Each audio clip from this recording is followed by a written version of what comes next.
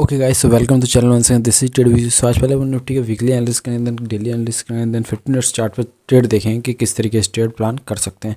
Video एक दिन late आ रहा है बिकॉज थोड़ा सा प्रोग्राम था घर में, इस वजह से एक दिन वीडियो लेट हो गया, तो उसके लिए सॉरी। और अब नेक्स्ट टाइम से वीडियो सैटरडे को ही आएगा आपका वीकली एनालिसिस। इस बार थोड़ा सा एक दिन लेट आ रहा है, तो चलिए शुरू करते हैं आज डिस्कशन। सो निफ्टी पहले अपन थोड़ा सा एक बार मंथली कैंडल को भी देख लेते हैं बिकॉज अभी तक उसमें तो इनगल्फ चल रहा है पूरा, बुल बियरिश मारू वजू की तरह ये कैंडल दिख रही है। But I am planning something else because I am thinking कि अब यहाँ से एक एक्सट्रीम नहीं सोच रहा मैं कि 17,500 आ जाएगा निफ्टी। आई एम प्लानिंग कि निफ्टी थोड़ा सा रिवर्स लेना चाहिए यहाँ से बिकॉज काफ़ी ज़्यादा मार पड़ी है हर सेक्टर में, हर स्टॉक में। और आई एम थोड़ा सा प्लान कर रहा हूँ कि मार्केट थोड़ा सा एक बार पुल हो जाए 18,000 से लेकर 18,100 तक, वहाँ तक की अभी के लिए प्लानिंग दिख रही है मुझे मंथली कैंडल में। मंथली कैंडल मुझे ऐसी नहीं चाहिए, मंथली कैंडल मुझे थोड़ी सी ऊपर चाहिए इस तरीके से। So I am planning little bit reversal in monthly candle, लेकिन अभी देखते हैं वीकली एनालिसिस में देखते हैं। ये तो अभी ऑनगोइंग प्रोसेस है, देखते हैं क्या होता है इसमें। सो अगर वीकली चार्ट को अपन देखते हैं थोड़ा सा, सो उसमें अपने सपोर्ट एंड रेजिस्टेंस इस तरीके से बनेंगे। अभी जहाँ पे मार्केट खड़ा है वो एक इम्पोर्टेंट सपोर्ट के रूप में काम करेगा। 17,780 इज़ द लेवल। 17,780 के नीचे वीकली क्लोजिंग नहीं होनी चाहिए मार्केट की, अदरवाइज 17,500 से लेकर 17,400 तक के भी लेवल नीचे आ सकते हैं इन अपकमिंग वीक्स। अगर इस वीक मार्केट की क्लोजिंग 17,780 के नीचे होती है या फिर 17,800 के नीचे भी होती है, तो ये क्लोजिंग अपन को नहीं चाहिए यहाँ पे। और स्ट्रेंथ अब मार्केट में तभी मानेंगे अपन जो एक क्लियर बाइंग का साइन देगी अपन को, वो आएगी स्ट्रेंथ अपनी ऑलमोस्ट 18,100 के ऊपर। 18,100 के ऊपर ही मार्केट में अब स्ट्रेंथ आएगी, या फिर अपन कह लें थोड़ी सी एक रेंज बनाएंगे तो 18,120 टू 18,170 इज़ द रेंज। वो रेंज मैंने आपके लिए यहाँ पे लगा के रखी है। ये रेंज है मार्केट की, यहाँ पे इसके ऊपर जब मार्केट सस्टेन करने लगेगा तभी मार्केट में क्लियर स्ट्रेंथ अपसाइड के लिए बनेगी। तब तक मार्केट सेल ऑन राइज ही रहेगा। मैं पिछले वीक से बोल रहा हूँ, 2-3 वीक से लगातार बोल रहा हूँ। तो मैंने क्या एक स्पेसिफिक वीडियो बनाई थी निफ्टी क्रैश के ऊपर, वो सिर्फ यही बताने के लिए बनाई थी मार्केट में एक रिवर्सल आ सकता है। जब मार्केट 17,500 से 600 के आसपास था तब मैंने वीडियो बनाई थी वो, और वहाँ से मार्केट लगातार गिरा। मेरा प्लानिंग 18,000 के आसपास तक का था, 18,050 तक के लेवल भी मैंने निकाल के रखे थे। मार्केट 150 to 200 पॉइंट ज़्यादा आ गया नीचे, बट इट्स ओके। मार्केट मेरे हिसाब से नहीं चल रहा, मार्केट किसी के हिसाब से नहीं चल रहा, मार्केट के हिसाब से चल रहा है एंड इट्स एब्सोल्युटली ओके। सो कोई बात नहीं होती वो, कभी मार्केट 17,800 आ गया कि 18,000 आया, कभी कभी मार्केट थोड़ा सा। और मेरी प्लानिंग थी फ्राइडे को कि थोड़ा सा काउंटर कॉल लेने की, लेकिन उसकी प्लानिंग हो नहीं पाई बिकॉज मार्केट ने थोड़ा बहुत रिवर्सल दिया ही नहीं। तो एक तो एसएल तो सभी की गए, मेरे भी गए, तो इट्स ओके, कोई दिक्कत नहीं है। अभी प्लान करते हैं अपन नेक्स्ट क्या कर सकते हैं। तो वीकली कैंडल में रेजिस्टेंस अपन को 18,120 से 18,170 के आसपास मिलने वाले हैं। इसके ऊपर जब मार्केट क्लोज करेगा तभी अपन मार्केट में क्लियर स्ट्रेंथ की तरफ जाएंगे, जब तक अपन सेल ऑन राइज ही रखेंगे। और 17,780 के नीचे भी मार्केट की क्लोजिंग नहीं चाहिए नेक्स्ट वीक। इसके नीचे मैं मार्केट को क्लोज नहीं देख रहा हूँ। 1-2 दिन अगर आता है तो इट्स ओके, बट यहाँ से मैं मार्केट का एक रिवर्सल प्लान कर रहा हूँ। और रिवर्सल कहाँ से प्लान करना है वो अपन 15 मिनट चार्ट या डेली चार्ट पे देखेंगे। तो अभी के लिए मार्केट यहाँ से भी रेस अगर 17,780 के नीचे आता है, 17,500 से लेकर 17,400 भी आ सकता है। अगर इसके नीचे क्लोजिंग होती है, जो मुझे अभी नहीं लग रहा है, किसी को लग सकता है, इट्स ओके, बट मुझे नहीं लग रहा है। और 18,120 टू 18,170 राउंड फिगर में 18,200 ले सकते हो आप। 18,200 के जब तक मार्केट नीचे है तब तक सेल ऑन राइज का कैंडिडेट ही मार्केट बना रहेगा। ओके, वीकली क्लोजिंग चाहिए 18,200 के ऊपर। एक दिन 18,350 गया और नेक्स्ट डे नीचे आ गया, वो नहीं मानते अपन। वीकली क्लोजिंग होती है, डेली क्लोजिंग होती है।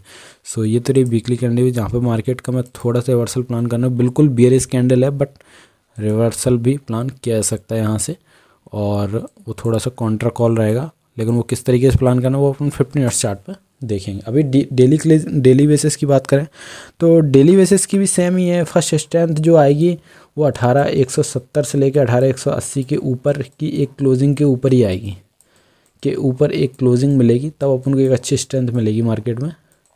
एक क्लोजिंग चाहिए रहेगी 18,170 के ऊपर। अगर वो क्लोजिंग अपन को मिलती है 18,170 के ऊपर तो वो मार्केट को पुल करेगा 18,250 से लेके 18,350 तक के लिए, वो मार्केट को वहाँ से पुल करेगी, 18,170 के ऊपर की एक क्लोजिंग अपन को मिलती है तो वो ये अपना डेली बेसिस की बात होगी। तो यहाँ पे अगर इसके ऊपर अगर क्लोजिंग मिलती है मार्केट को तो मार्केट 18,250 से लेके 18,350 तक पुल हो सकता है एक बार। ओके, ये तो रही बाइंग की बात अपसाइड डेली बेसिस पे। ओके, अभी देखते हैं अपन डाउन साइड की बात। तो डाउन साइड में क्या है, सिंपल है, 17,780 के नीचे क्लोजिंग मिलती है तो 17,600 से लेकर 17,500 तक मार्केट आ सकता है, जो कि मैं अभी प्लान नहीं कर रहा हूँ। यहाँ से रिवर्सल कभी भी आएगा और साफ रिवर्सल आएगा, हल्का रिवर्सल यहाँ पे काम नहीं करेगा। सो निफ्टी में थोड़ा सा be cautious on down side. Okay, यही बात मैंने 17,600-700 के आसपास बोली थी। तो क्या है, दो दिन एक दो दिन एक्स्ट्रा लग जाते हैं, बट जहाँ पे रिस्क रिवॉर्ड रेशियो का फेवर करेगा वहाँ पे अपन अगर कॉल लेंगे तो अपनी कॉल ज़्यादा सक्सेसफुल होने की चांसेस ज़्यादा हैं। ओके, अभी बात करते हैं 15 मिनट चार्ट पर किस तरीके से ट्रेड एग्जीक्यूट करनी है अपन को।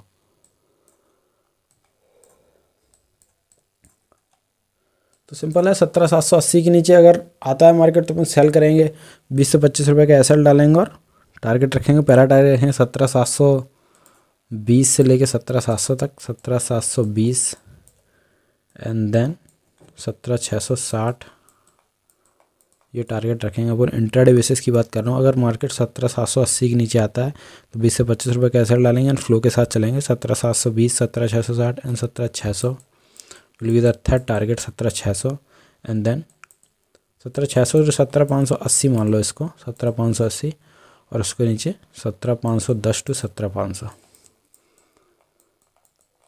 ये अपने डाउन साइड के टारगेट बनेंगे। अगर मार्केट 17,780 के नीचे 5 से 15 मिनट की एक कैंडल क्लोज करता है। ओके,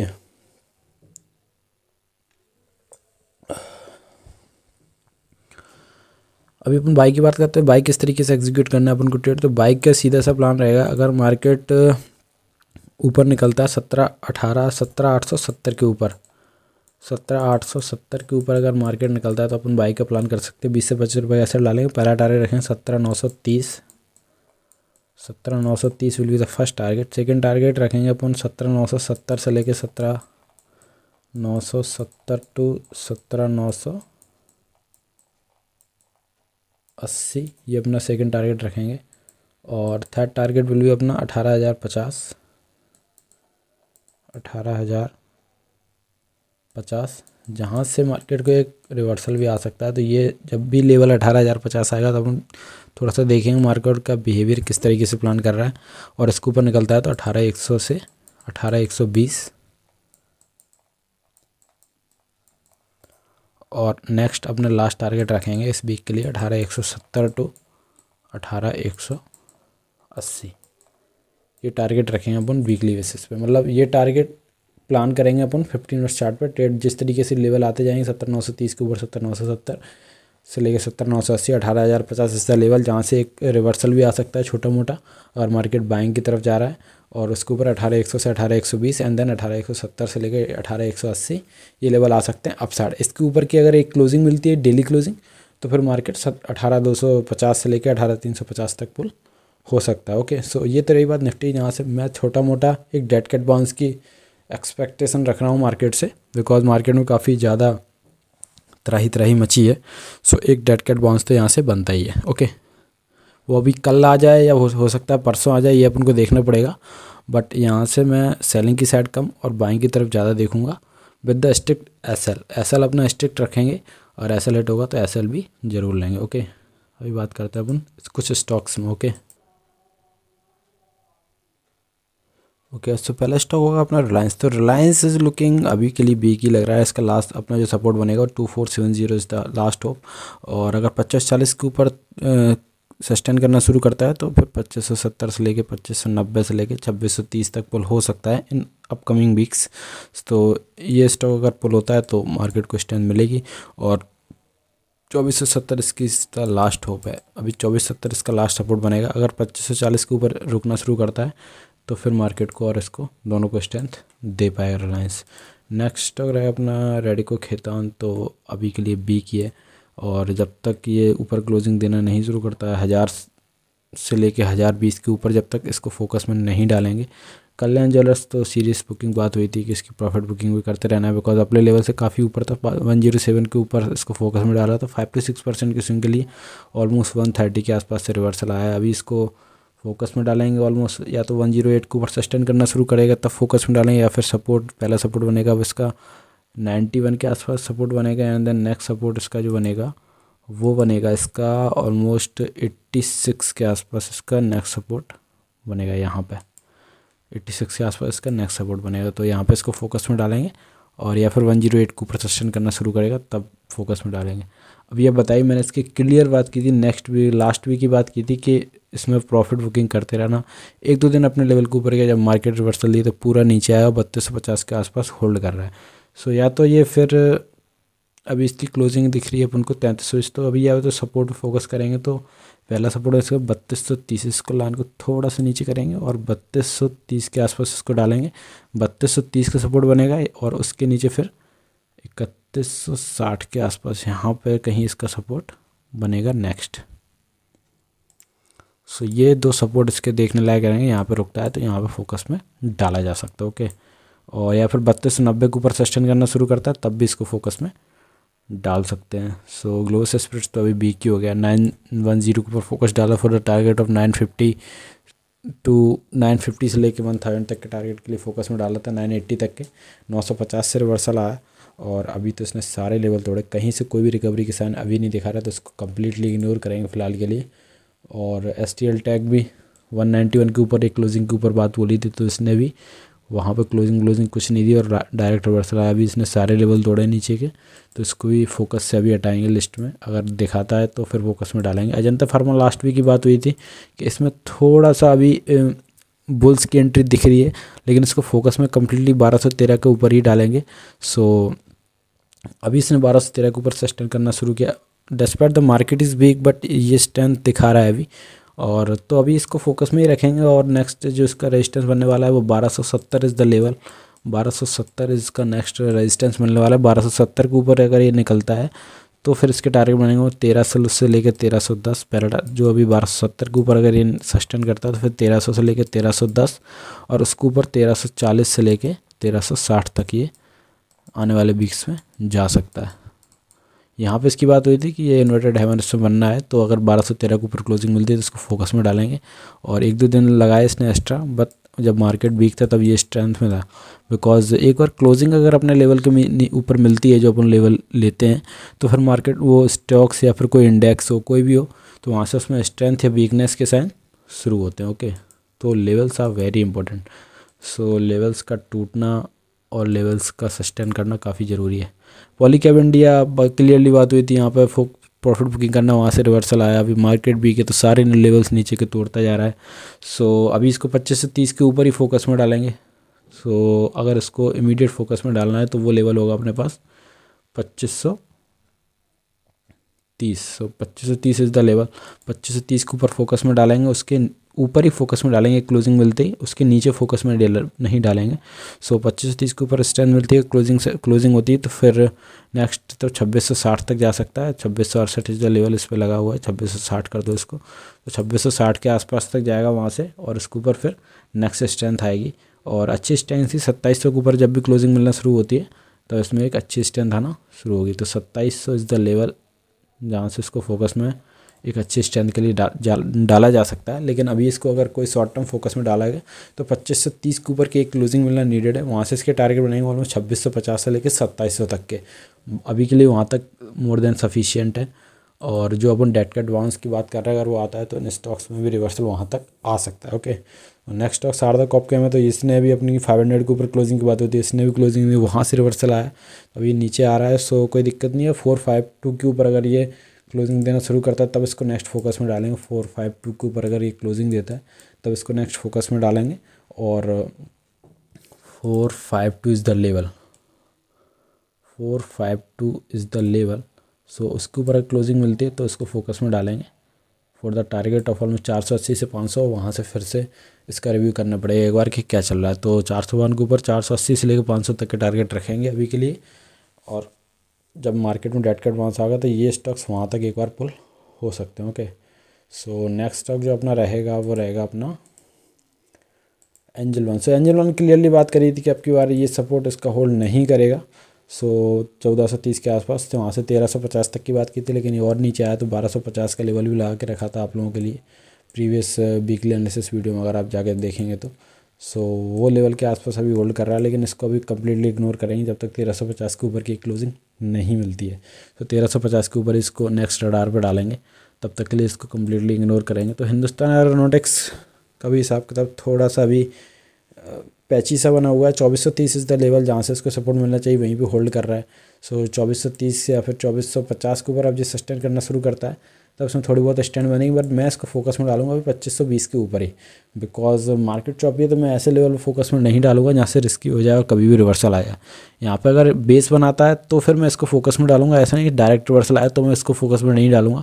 यहाँ से थोड़ा बहुत बेस बनाता है, फिर थोड़ा सा डब्ल्यू पैटर्न बनाता है, अंदर निकलता है, तो फिर इसको फोकस में डाल सकते हैं, बिकॉज अपन को एसएल छोटा मिल जाएगा। यहाँ से डायरेक्ट रिवर्सल आता है तो मैं इंटरेस्टेड नहीं, लेकिन 2520 के ऊपर अगर क्लोजिंग देना शुरू करता है तो फिर इसको नेक्स्ट स्ट्रेंथ में डालेंगे। बट अगर इसका रिवर्सल आना है तो यहाँ से आना चाहिए, बिकॉज ये इसका लेवल होता है नेक्स्ट रिवर्सल का, जो कि लेवल होता है 2430 के आसपास का। So 2430 is the reversal area for Hindustan aeronautics. Okay, Tata steel is looking weak almost, काफ़ी सारे लेवल तोड़े हैं। 105 से लेकर 107 के ऊपर निकलता है, एक क्लोजिंग देता है तभी इसको फोकस में डालेंगे।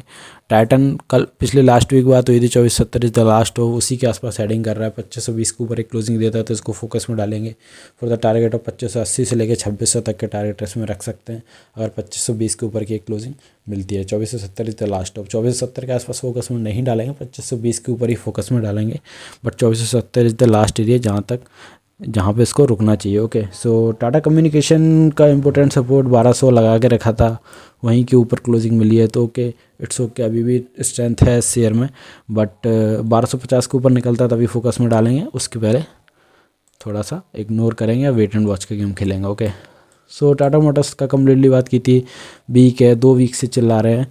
सो 390 इज़ द लेवल जहाँ तक आ सकता था, और भी नीचे आया ये। सो अभी जब तक 390 के ऊपर नहीं जाता है तो कम्प्लीटली इग्नोर ही करेंगे। सो 390 इज़ द लेवल, जिसके ऊपर अगर सस्टेन करना शुरू करता है तब इसको नेक्स्ट फोकस में डालेंगे। अभी के लिए वीक हो गया स्टॉक।